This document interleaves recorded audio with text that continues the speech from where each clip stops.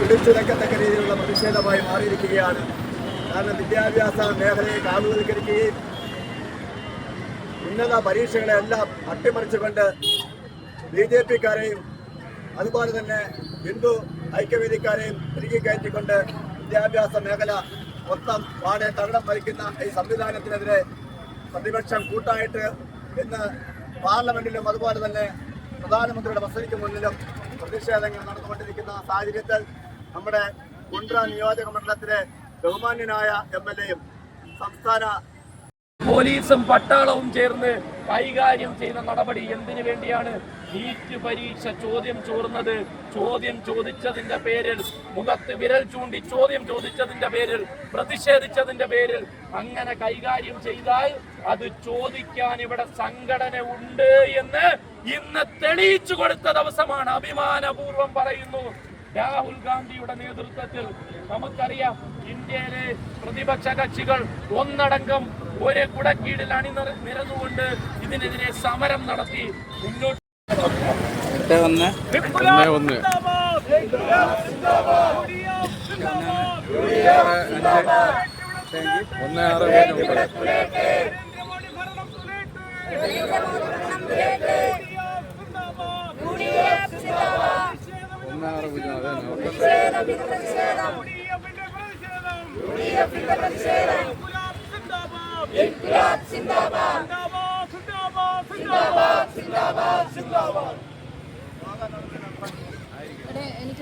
കമ്മിറ്റിയുടെ president AL Nizamuddin ഉൾപ്പെടെയുള്ള ഏറ്റവും ബഹുമാന്യരായ UDF-ന്റെ സഹപ്രവർത്തകർ, പ്രിയപ്പെട്ട നേതാക്കൾ, മറ്റ് സ്നേഹം നിറഞ്ഞവരെ, ഇവിടെ എനിക്ക് മുന്നേ സംസാരിച്ചവർ ഇവിടെ കാര്യം വളരെ ചുരുങ്ങിയ വാചകങ്ങളിലാണെങ്കിലും ആളുകൾക്ക് മനസ്സിലാകുന്ന രീതിയിൽ സൂചിപ്പിക്കുകയുണ്ടായി.